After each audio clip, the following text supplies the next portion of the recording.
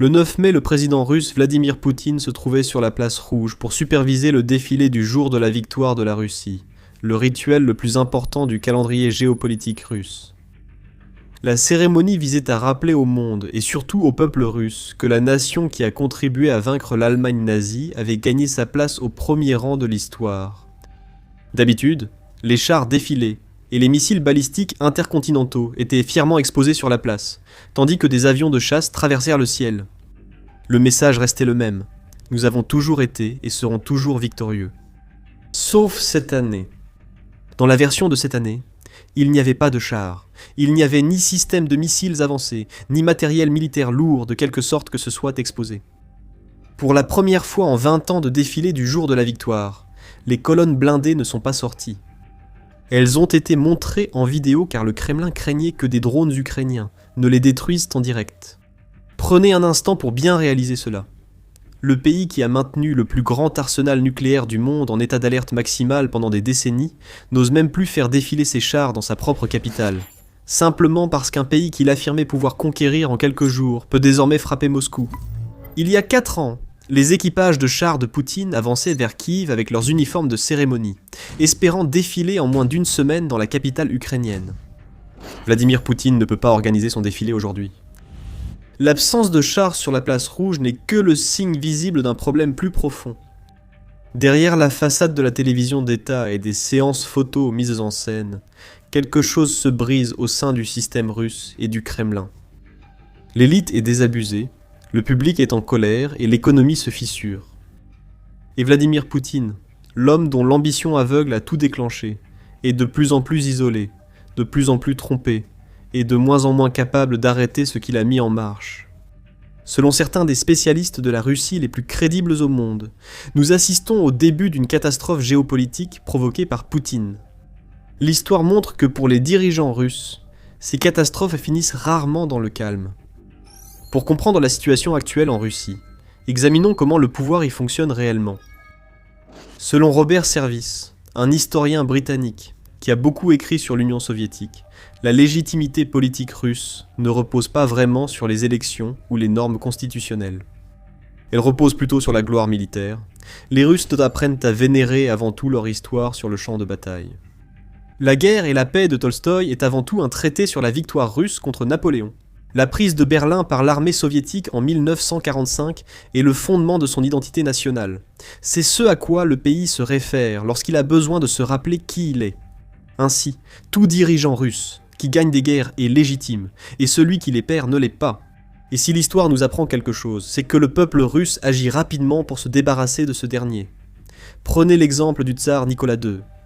Il a déclenché une guerre contre le Japon, en 1904, que la Russie a perdue, et cette humiliation a ébranlé les fondements de son pouvoir. Puis est venue la Première Guerre mondiale. En 1917, l'armée russe se débrouillait en fait plutôt bien sur le front de l'Est. Mais le public ne voyait pas cela. Un tsar qui s'était lui-même nommé commandant en chef, ayant présidé à des années de massacres et de souffrances. En février 1917, les politiciens et le peuple se sont retournés contre lui dans la capitale, et 3 siècles de règne dynastique des Romanov ont pris fin lorsque Nikolai a discrètement signé un acte d'abdication. 1 an plus tard, il a été sommairement exécuté. Poutine connaît intimement la culture russe et les règles du pouvoir. Au début de son mandat, il a bâti sa légitimité sur la Seconde Guerre de Tchétchénie. La guerre a commencé en 1999, alors que Poutine était encore Premier ministre, et a sans doute propulsé sa carrière avec une victoire russe proclamée en 2000. Cela a été suivi par la guerre de 2008 en Géorgie, une guerre éclair qui n'a duré que 5 jours. En Ukraine, la prise de la Crimée en 2014 a été une formalité. Des soldats sans insigne ont pris le centre gouvernemental, organisé un référendum précipité, et occupé la région avant la réaction occidentale. Vladimir Poutine semblait être un dirigeant déterminé, agissant là où ses prédécesseurs hésitaient, et l'Occident reculait. L'opération militaire spéciale en Ukraine était censée suivre la même formule que l'annexion de la Crimée en 2014. La Russie devait montrer sa force, percer les défenses ukrainiennes et renverser le gouvernement à Kiev. Les équipages de chars ont pris leurs uniformes de cérémonie pour le défilé de la victoire à Kiev, jugé inévitable. C'est la 5e année de guerre, et aucun Russe sensé, au Kremlin ou ailleurs, n'imagine que tout se passe sans accroc. Selon les chiffres de l'OTAN au début de l'année, La Russie subit entre 20 000 et 25 000 pertes chaque mois. Un autre chiffre provenant d'Ukraine suggère que la Russie perd au moins 1000 soldats par jour, ce qui extrapolé donne environ 30 000 par mois. Au total, on estime que la Russie a subi plus de 1,2 million de pertes avec au moins 300 000 morts. La pénurie de main-d'œuvre causée par la guerre a été suffisamment grave pour qu'en novembre 2025, Vladimir Poutine signe une loi permettant au ministère russe de la Défense de procéder à la conscription tout au long de l'année, plutôt que lors des appels saisonniers qui étaient la pratique habituelle. Étonnamment, nous avons déjà connu cette situation. Vladimir Poutine savait à quoi il s'engageait en tentant une mobilisation partielle à l'automne 2022. Des centaines de milliers d'hommes russes ont fui leur pays plutôt que d'être mobilisés. Le simple concept d'un exode massif d'une telle ampleur était profondément embarrassant pour un gouvernement qui cherchait à projeter une image d'unité nationale et de ferveur patriotique.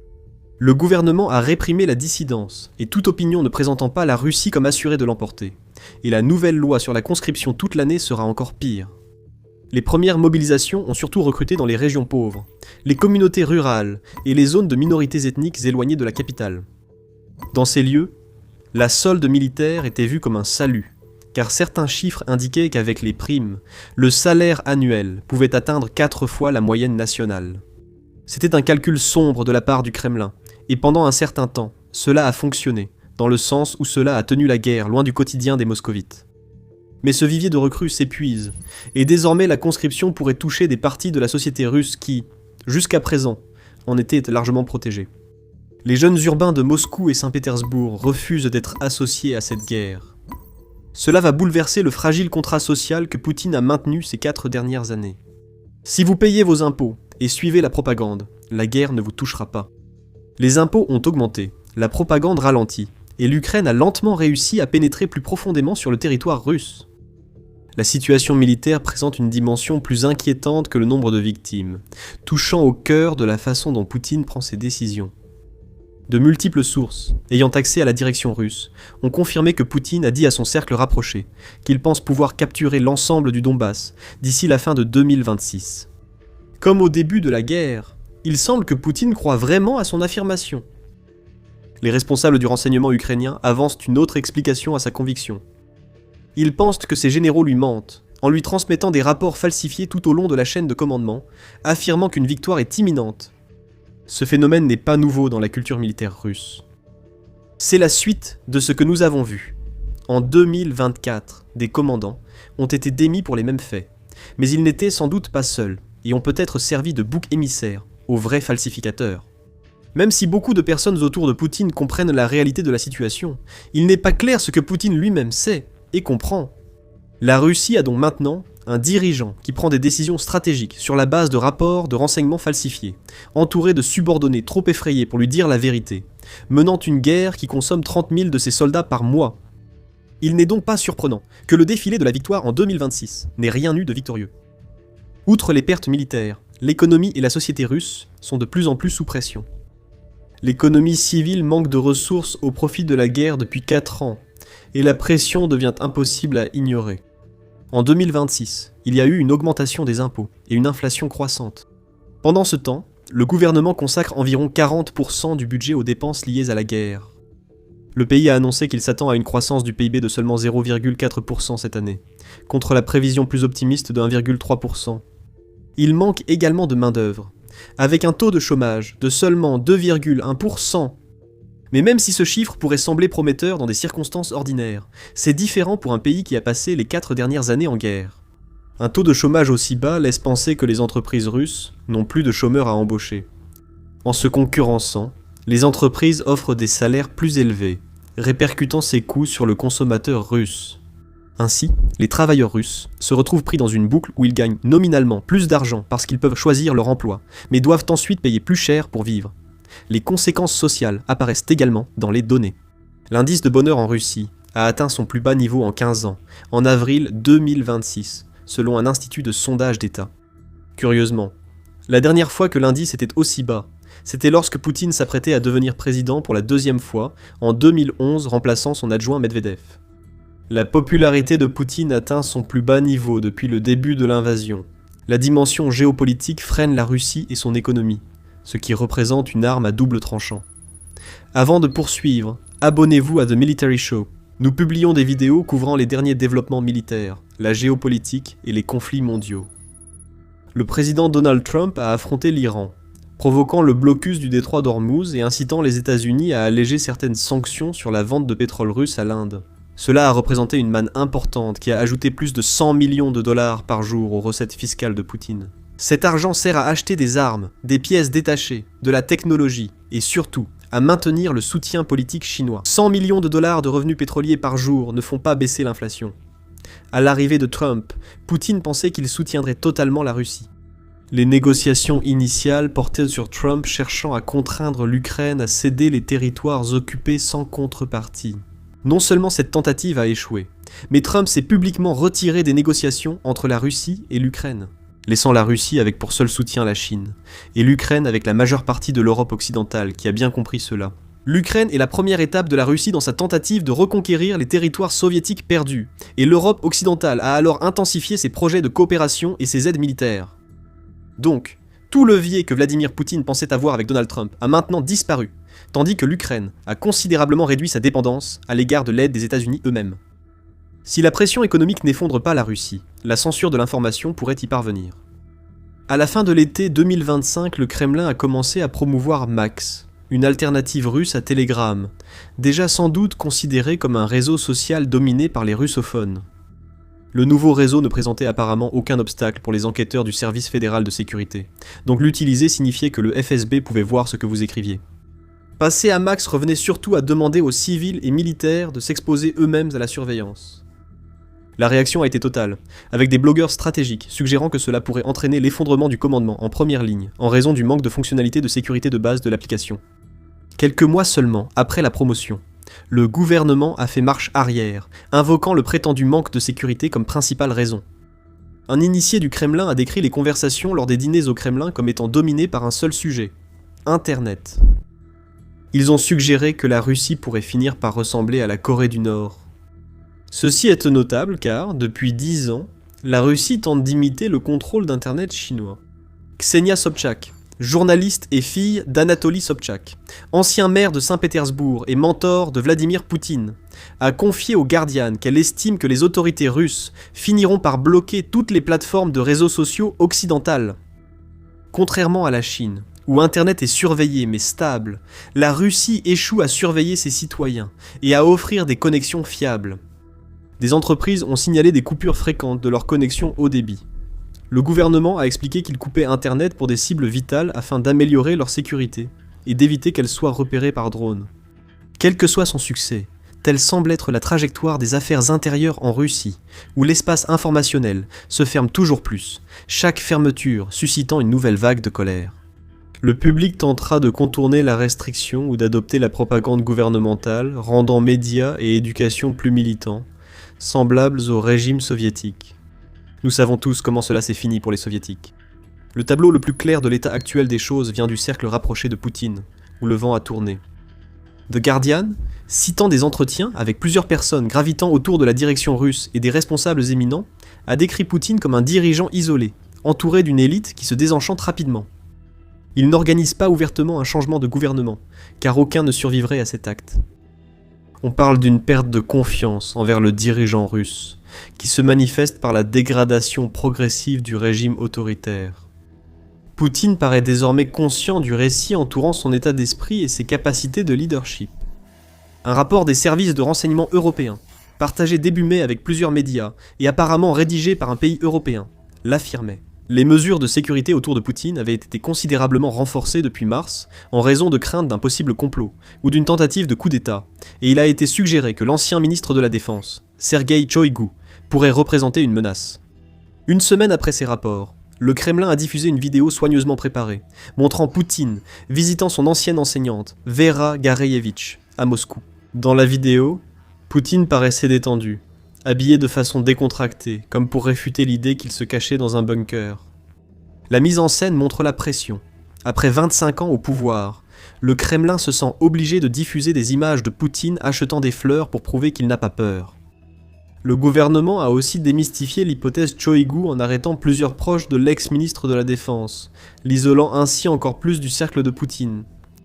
Beaucoup d'analystes estiment que si une menace réelle pour le pouvoir de Poutine surgit, elle viendra de son entourage proche. Ce sera quelqu'un ayant l'accès, le soutien institutionnel et la conviction que la trajectoire actuelle est véritablement catastrophique. Aucune faction personnelle ne semble exister ou avoir émergé pour l'instant. Les classes dirigeantes et oligarchiques russes semblent souffrir d'une désillusion de la responsabilité. Poutine fait peur à tous et aucun ne lui fait confiance. Le président russe a aussi passé près de 30 ans à remplacer la classe supérieure par une élite entièrement soumise à lui. Personne ne veut faire le premier pas. Au lieu de cela, les oligarques se cachent, soit en Russie, soit à l'étranger, attendant que tout s'effondre et que quelqu'un d'autre démantèle le régime actuel de la Russie. Mais les personnes qui, en théorie, ont les moyens et l'opportunité de provoquer des changements sont paralysées, regardant l'économie du pays s'effondrer. Même en excluant pertes humaines, crise de conscription, pression économique, répression de l'information et désillusion des élites, la dimension géopolitique de la guerre en Ukraine et son évolution demeure. Robert Service, l'un des plus grands experts britanniques de l'histoire soviétique et de la géopolitique, a qualifié l'invasion de l'Ukraine par Poutine de gigantesque erreur géopolitique, et il n'est pas le seul. Pensez à ce que la Russie possédait et ce que Poutine en a fait. Au début des années 2010, la Russie était une superpuissance énergétique, présente à toutes les grandes tables internationales, entretenant une relation fonctionnelle avec l'Europe et pouvant opposer Chine et États-Unis au profit de Moscou. Vladimir Poutine a préféré rompre avec l'Occident, envahir un pays voisin et transformer la Russie d'acteur clé en paria, dépendant du soutien chinois et des drones iraniens. Même si la paix survient à des conditions que le Kremlin juge acceptables et que Vladimir Poutine affirme avoir atteint les objectifs de 2022, la position géopolitique de la Russie a déjà subi des dommages irréversibles. L'OTAN a accueilli la Finlande et la Suède, doublant sa frontière terrestre avec la Russie et limitant davantage l'accès naval russe à la mer Baltique. Les dépenses de défense européennes ont explosé, avec des pays à travers le continent atteignant enfin l'exigence de l'OTAN de 2% du PIB, tandis que la plus grande économie a promis d'aller jusqu'à 3,5% du PIB, grâce à des efforts collaboratifs et en matière d'infrastructures. 4 ans après les attaques de drones, de missiles et de chars, l'Ukraine est devenue une force militaire aguerrie, étroitement liée aux services de renseignement occidentaux et à l'industrie de défense. A l'inverse, la réputation militaire de la Russie s'est tellement dégradée qu'elle n'a presque plus d'acheteurs pour son équipement, même si elle en avait à vendre. N'oubliez pas, il a souvent été dit que Poutine voyait l'Ukraine comme un simple début. Au début de la guerre, les analystes pensaient qu'il prendrait le contrôle d'une Ukraine en plein effondrement, avant un conflit total avec l'OTAN en 2025. Ce calendrier a ensuite été repoussé à 2027, puis, plus vaguement, aux 2 années suivant la guerre. Aujourd'hui, il n'est même pas sûr que la Russie puisse attaquer un autre pays. Quelle que soit la réalité, l'agressivité de Poutine ne semble pas faiblir. Il a passé un quart de siècle à se forger l'image de l'homme qui a restauré la dignité de la Russie, qui dit la vérité face à l'hypocrisie occidentale, et à 73 ans, il commence à paraître plus âgé. L'image se fissure. Le dirigeant qui avait apporté la stabilité après les années 1990 instables a détruit cet héritage. Alors, où cela va-t-il s'arrêter ? La réponse honnête, c'est que personne ne le sait, y compris les personnes les plus proches de le pouvoir russe. Le printemps 2026 montre clairement que la guerre en Ukraine devrait se poursuivre au moins jusqu'à fin 2026. Pendant ce temps, la Russie devra survivre à sa cascade de pression interne, à une génération de pertes humaines, à une économie déformée, à un espace d'information coupé de la réalité, et à une élite qui, à table, discute à quel point la Russie ressemble à la Corée du Nord. Si cette vidéo vous a été utile, abonnez-vous à The Military Show pour d'autres analyses des conflits et des forces mondiales. Et si vous voulez en savoir plus sur la façon dont l'armée russe s'est effondrée pour en arriver là, regardez cette vidéo. Et merci, comme toujours, de regarder.